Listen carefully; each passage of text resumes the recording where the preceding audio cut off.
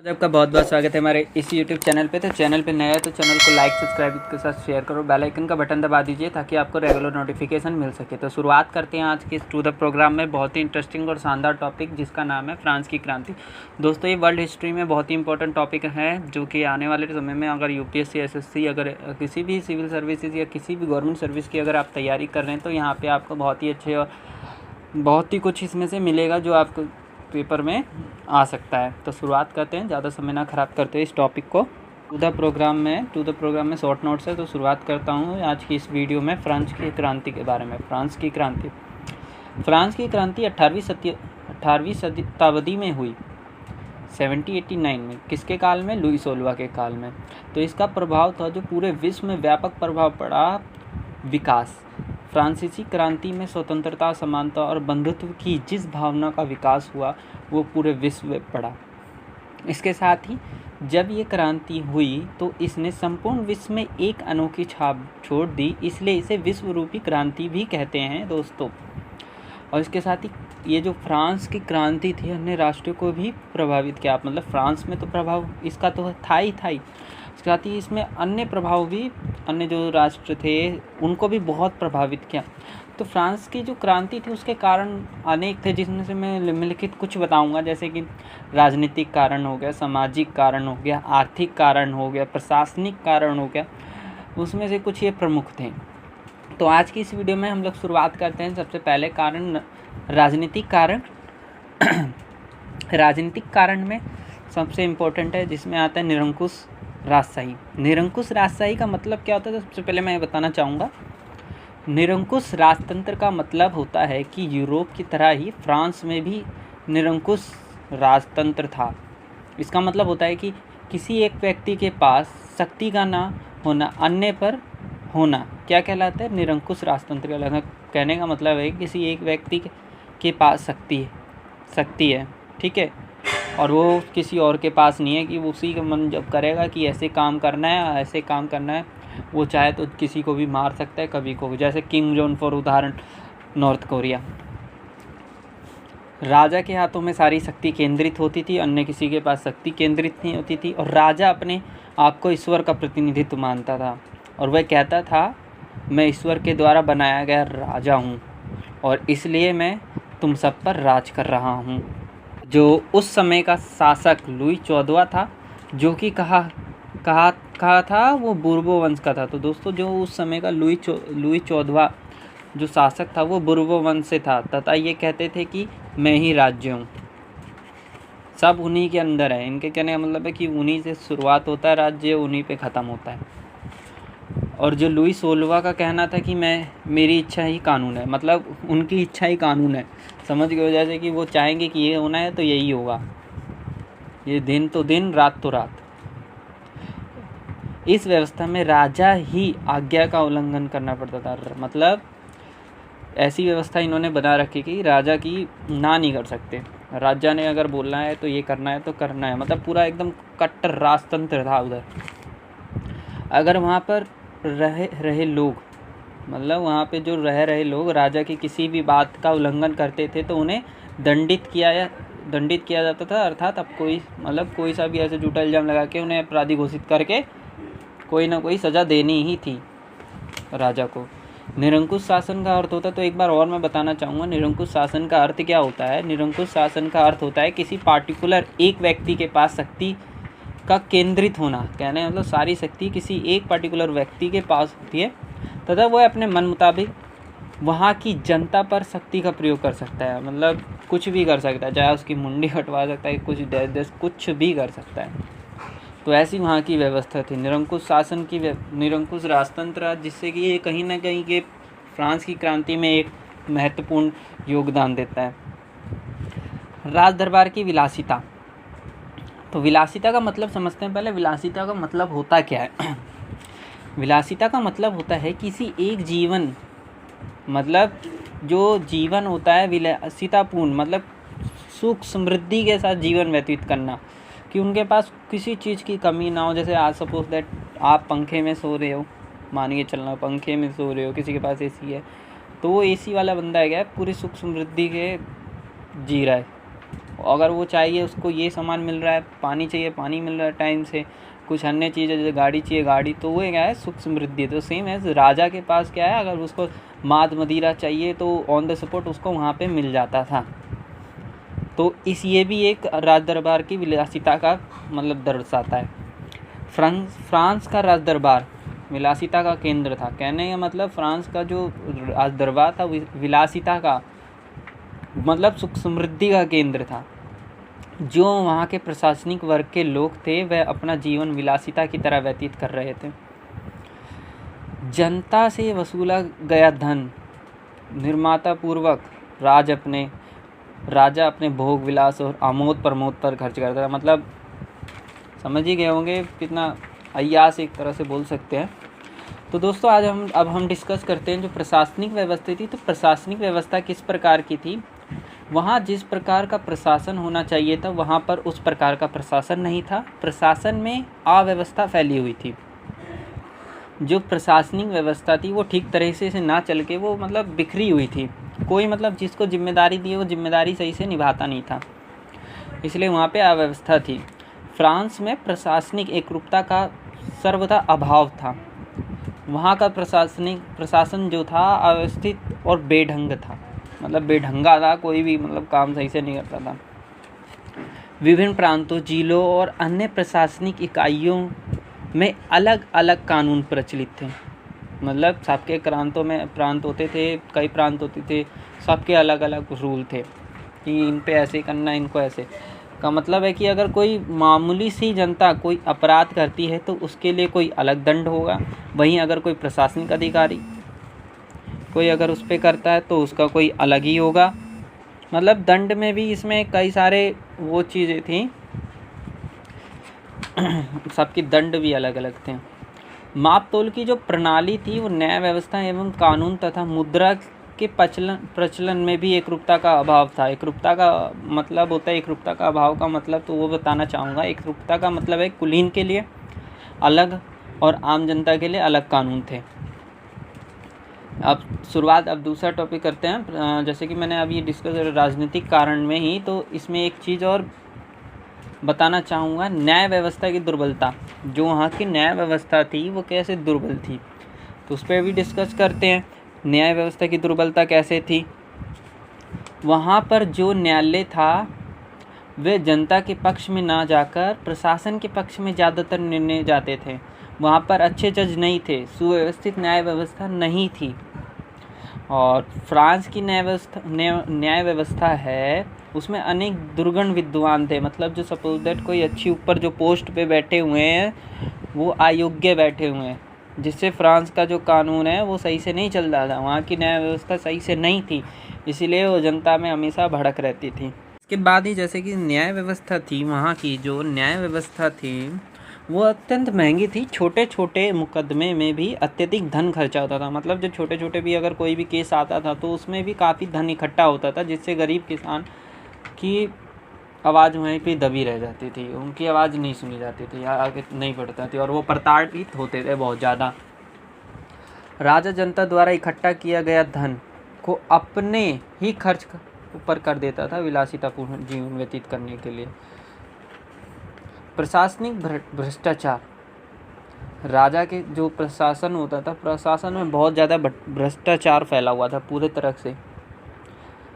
ये कैसे था ये बताना चाहूँगा। राजा के सलाहकार, सेवक और अधिकारी भ्रष्ट थे। मतलब भ्रष्ट थे बहुत ज़्यादा, कोई भी सुव्यवस्थित तरीके से काम नहीं करता था। जो राजा के प्रमुख जो पद होते थे, जो प्रशासन में प्रमुख जो पद होते थे, उन पे जो बड़े बड़े शासक बैठे रहते थे वो अयोग्य बैठे रहते थे। बल्कि वो योग्यता के आधार पे नहीं बैठते थे, वो किस पे बैठते थे, पैरवी के। जैसे कि किसी की जॉब लगवानी होती है आज की डेट में तो पहले ही जॉब कट जाती है। तो कैसे कटती है कि उनका कोई रिलेटिव उस जॉब में होता है और वो बंदा को कहीं ना कहीं से पैरवी करके उस अपने भाईचारा में करके अपने भाई को भी लगा देता है। तो ये होती है पैरवी, आज के इस युग में बताया हूँ मैं। और जो इसके साथ ही जो राज दरबार में जो दरबारी वर्ग में जो पूरे से जो लोग होते थे राजा के दरबार में, वो एक दूसरे को क्या दिखाते थे, नीचा दिखाते थे। और उसके लिए क्या करते थे ये लोग, षड्यंत्र रचते थे। इससे प्रशासन पर क्या पड़ता था, बहुत बुरा प्रभाव पड़ता था, जिससे प्रशासनिक व्यवस्था काफ़ी अच्छी तरीके से नहीं चलती थी। ये प्रशासन भ्रष्टाचार था। नेक्स्ट पॉइंट, अति केंद्रित प्रशासन। अति केंद्रित प्रशासन का मतलब क्या होता है, तो मैं ये बताना चाहूँगा। अति केंद्रित प्रशासन का अर्थ है कि पूरी शक्ति एक ही जगह केंद्रित होती थी, जिससे प्रशासन जिसे क्या बोलते थे, प्रशासन नहीं चला पाते थे सही तरीके से, इसे बोलते थे अति केंद्रित प्रशासन कहते थे। किसी एक व्यक्ति के पास शक्ति का होना, जब वो बोलेगा ये करना है, जब बोले तो वो करना है, इसे बोलते हैं अति केंद्रित शासन, जो कि किसके पास थी, राजा के पास थी। और इसके साथ ही प्रशासन की जो सबसे बड़ी दुर्बलता थी कि यह प्रशासन की सारी शक्ति राजा के हाथों में केंद्रित होती थी। उसकी इच्छा और सहमति के बिना कोई खर्च नहीं हो सकता था। स्वायत्तता, प्रशासनिक संस्थाओं का प्रचलन नहीं था। कोई भी स्वयं सेवा संगठन नहीं था जिससे कोई भी स्वतंत्र रूप से कार्य कर सके। जो भी कार्य होता था वो राज्य के क्या होता था, राज्य के आज्ञा के द्वारा ही होता था। मतलब राजा के आज्ञा के बिना कुछ भी नहीं हो सकता, जिससे गरीब लोग प्रताड़ित होते थे, जिससे न्याय व्यवस्था की दुर्बलता का पता चलता है। राजज्ञा या लेटर दी कैंची, ये क्या था, इसके बारे में बताना चाहूँगा। ये एक ऐसी व्यवस्था थी जिसमें बिना मुकदमा चलाए उस व्यक्ति को गिरफ्तार किया जाता था, जिसे दंडित किया जाता था, चाहे वो उसने कोई अपराध किया हो चाहे ना किया गया। ये बताओ, ऐसी व्यवस्था थी वहाँ की। ये फ्रांस की न्यायिक प्रक्रिया की सबसे विचित्र व्यवस्था थी, जिसके कारण फ्रांस की क्रांति घटित हुई। नेक्स्ट पॉइंट, व्यक्तिगत स्वतंत्रता का अभाव। अब जो व्यक्तिगत स्वतंत्रता थी वो उसके बारे में बताना चाहूँगा। सबसे पहले बताना चाहूँगा व्यक्तिगत स्वतंत्रता का अभाव ये होता क्या है। व्यक्तिगत स्वतंत्रता का अर्थ है कि कोई भी व्यक्ति अपनी बात रखने के लिए स्वतंत्र नहीं था, चाहे भाषण के तौर पर हो या पत्र के तौर पे। फ्रांस की राजनीतिक में प्रशासनिक व्यवस्था में व्यक्ति की स्वतंत्रता के लिए कोई स्थान नहीं था। बताओ कैसी व्यवस्था थी वहाँ की। बताओ, व्यक्ति की कोई स्वतंत्रता ही नहीं है। राजा के विरुद्ध भाषणों तथा लेखों के माध्यम से आवाज़ नहीं उठाई जा सकती थी। भाषण, लेखन एवं प्रकाशन पर कठोर नियंत्रण था। राजा मुकदमा चलाए बिना भी किसी भी व्यक्ति को गिरफ्तार अथवा दंडित कर सकता था। धार्मिक स्वतंत्रता भी नहीं थी। फ्रांस का राजधर्म कैथोलिक धर्म था, इसलिए प्रोटेस्ट धर्मावलंबी के लिए कड़े दंड की व्यवस्था की गई थी।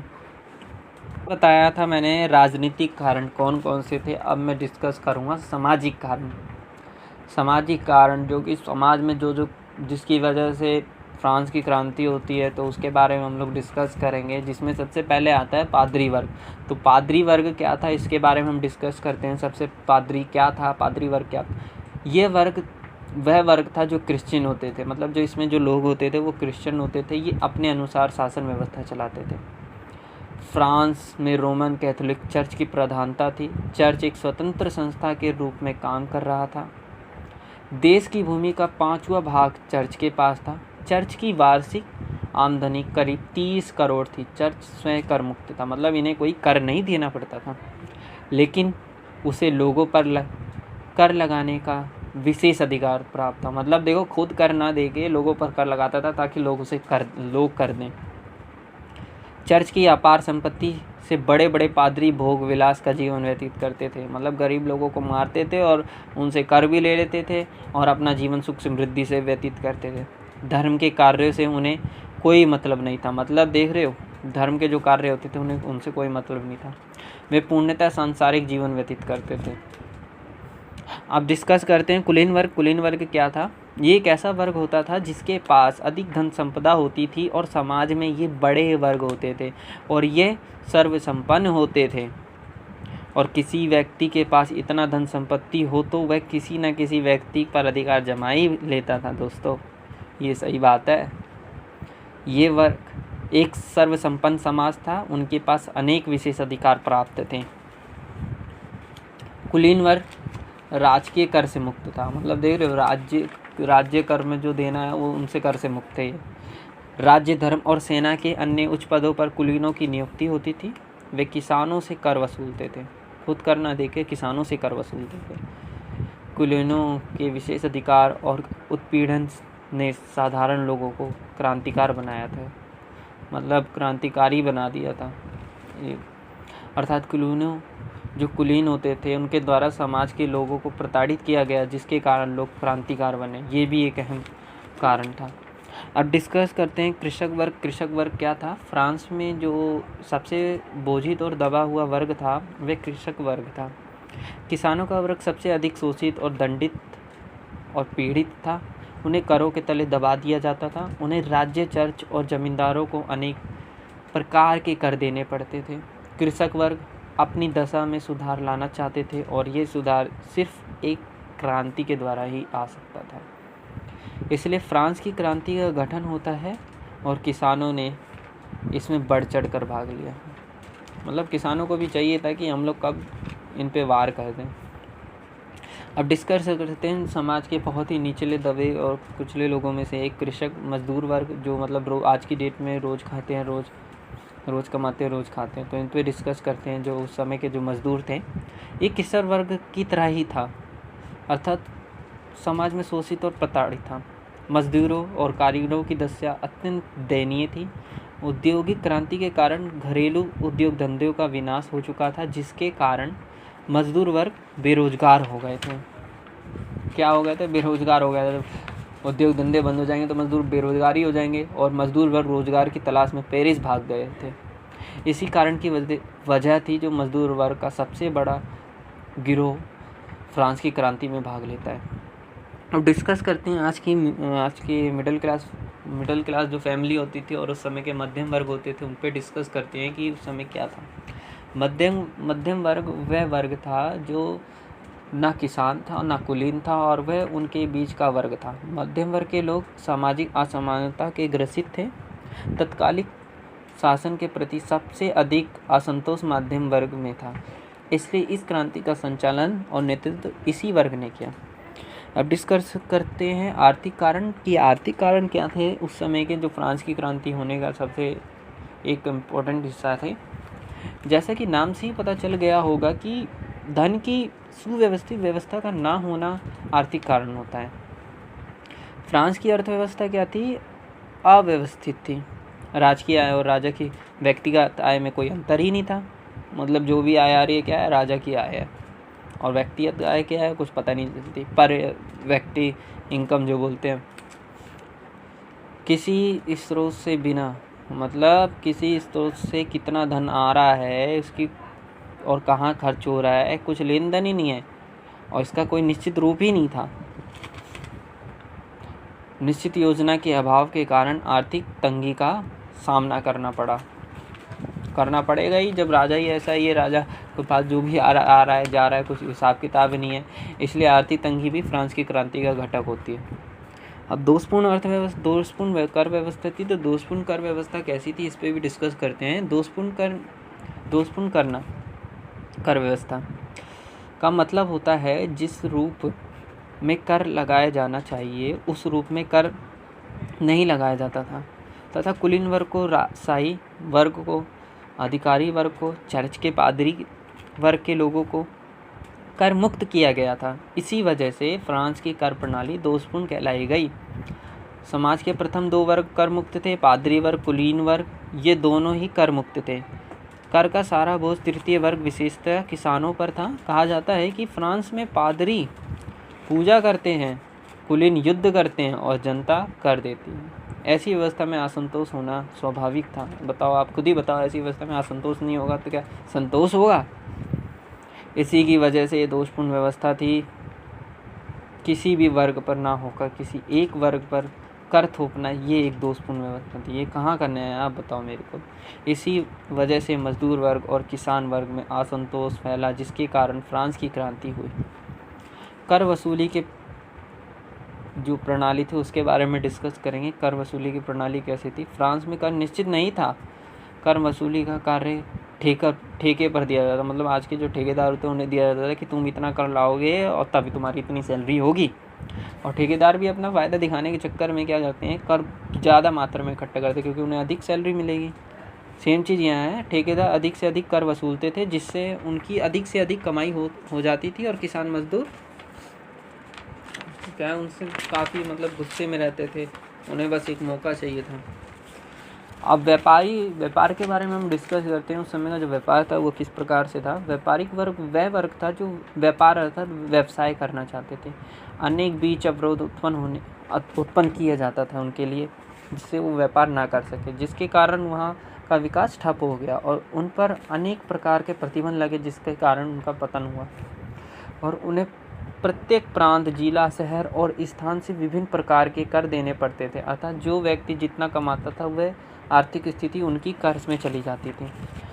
इसका बुरा प्रभाव पड़ा, इसका बहुत ही बुरा प्रभाव पूरे फ्रांस पे पड़ता है। अब ये एक और डिस्कस करते हैं, बेकारी की व्यवस्था क्या थी। बेकारी का क्या अर्थ होता है। बेकारी का अर्थ वह होता है जो व्यक्ति बेकार अर्थात बेरोजगार रहता है, उन्हें बेकारी कहते हैं, जो कुछ काम नहीं करते हैं। और ये भी फ्रांस की क्रांति का हिस्सा है। बेकारी की समस्या ने भी आर्थिक स्थिति को दयनीय बना दिया। औद्योगिकरण के कारण घरेलू उद्योग धंधे बंद हो गए और जिनसे उनका घर चलता था और पूंजी आती वे भी बंद हो गई। इनमें कार्यरत कारीगर और मजदूर बेकार हो गए। अंत में वे जो क्रांति थी उसके क्या हो गए, समर्थक बन गए। अब डिस्कस करते हैं कि एक अगला पॉइंट सैनिक असंतोष क्या था। तो सैनिक असंतोष उनके बारे में पढ़ेंगे। फ्रांसीसी क्रांति अर्थात जो वहाँ का राजा था उनके पास जो भी सेना थी उनमें असंतोष था, जिसे सैनिक असंतोष कहते हैं। फ्रांस का सैनिक वर्ग जिसमें अधिक से अधिक किसान थे, जो भी इस व्यवस्था से जुड़े थे वो भी असंतोष थे क्योंकि उन्हें नियमित वेतन नहीं मिलता था।